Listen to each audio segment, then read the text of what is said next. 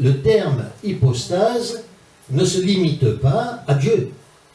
Il est valable pour les êtres humains, il est valable pour les plantes, pour les animaux, et il est particulièrement valable au sens chrétien, bien entendu, pour la personne de Jésus-Christ. Le Père est, en gros caractère, celui qui est. Il est celui qui est. Définition du Père. Première hypostase. Le Fils est la face du Père. Seconde hypostase. L'Esprit, qui procède du Père par le Fils, est le bras de Dieu. Troisième hypostase. Car il achève tout, et cela éternellement, à la gloire, bien entendu, du Père. Nous avons parlé des hypostases différentes du Fils, et nous allons juste en deux mots, parce que nous le savons, bien entendu, confirmer cette parole. À savoir que le Fils, par le Père, est pleinement Dieu, car c'est bien le Père qui a engendré Marie, n'est-ce pas? Mais le Fils est pleinement homme, parce qu'il a bien été engendré de Marie. Donc le Fils est pleinement Dieu, première hypostase, et il est pleinement homme, seconde hypostase. Et parce qu'il est pleinement homme et pleinement Dieu, il peut tout seul être le médiateur entre l'homme et Dieu. Il est le Pontifex Maximus. Il n'y a pas sur terre d'autre Pontifex Maximus, même si le pape a écrit sur sa tiare Pontifex Maximus, il n'est pas à moitié Dieu et à moitié homme, et lui qui s'est fait Dieu sera réduit à l'état de cendre, mais le Christ, lui, est réellement le Pontifex Maximus. Il est le pont entre l'homme et Dieu.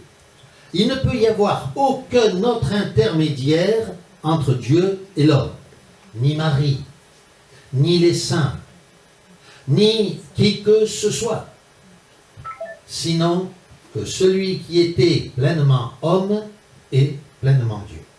Voilà ce que signifient les hypostases du Fils.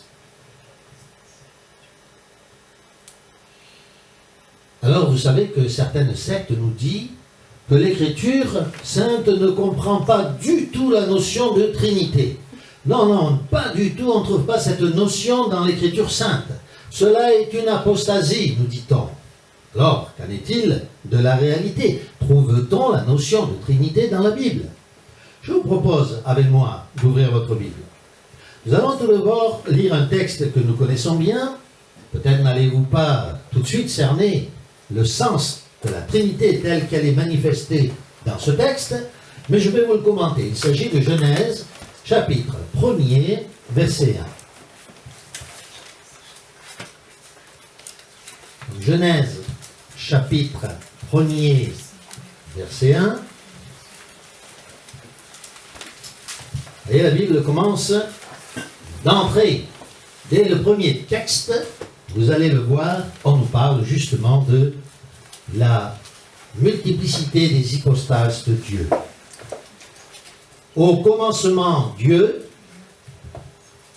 alors cela n'apparaît pas dans votre Bible, mais il devrait y avoir un X. Au commencement, Dieu, pluriel, créa singulier les cieux et la terre. Alors vous allez me dire, oui, mais c'est facile de dire Dieu au pluriel. Oui, mais c'est ce que dit l'hébreu. L'hébreu nous dit Elohim. Au commencement, Elohim, non pas Eloah, singulier, mais Elohim, pluriel, créa les cieux et la terre. Elohim, pluriel, créa, singulier. Il est assez intéressant, n'est-ce pas, d'attirer l'attention. Pourquoi ce verbe créer est-il au singulier alors qu'Elohim est au pluriel? Parce que nous avons ici la notion d'un seul Dieu en plusieurs hypostases. Alors certains nous disent, oui, mais c'est un pluriel de majesté. Eh bien non, ce n'est pas un pluriel de majesté, mais d'identification. Et le fait que le Verbe est au singulier confirme la réalité de cette hypostase. Un peu plus loin. Avançons encore. Nous venons de lire donc au commencement Dieu créa. Pluriel. Dieu créa. Mais dans le verset 2 de ce même chapitre, qui est-ce qui crée? C'est le Saint-Esprit. Le Saint-Esprit se mouvait au-dessus de la surface des eaux pour créer toutes choses, car toutes choses sont sorties des eaux. Oui, mais si nous prenons Jean, chapitre 1, verset 1, qui est-ce qui crée? Qui est-ce qui est le créateur, sinon Jésus-Christ? Dans Jean, chapitre 1, verset 1 et 2, les premiers versets, il est assez intéressant de noter que le premier livre de la Genèse nous parle de Dieu le Père, alors que le Nouveau Testament d'entrée dans Jean, chapitre 1, verset 1, nous parle de Jésus-Christ. Le Créateur est donc lequel? Le Père, le Fils ou le Saint-Esprit? L'Écriture répond clairement, les trois. Et pourtant, il n'y a qu'un seul Dieu. Alors on nous dira, oui, mais alors, vous avez un Dieu à trois têtes. Comme les Bouddhas qui se trouvent là-bas à Siem Reap, au Cambodge. Non, non. Calvin nous dit que nul ne songe à un Dieu à trois têtes. Je suppose qu'aucun de vous ici présent, n'est-ce pas? Et moi le premier, ne songeons, ne pouvons imaginer un Dieu à trois têtes. Nous ne sommes pas avec les cerbères de l'Antiquité. Nous disons tout simplement que Dieu se présente à nous en trois hypostases. Que le Fils s'est présenté à nous en deux hypostases.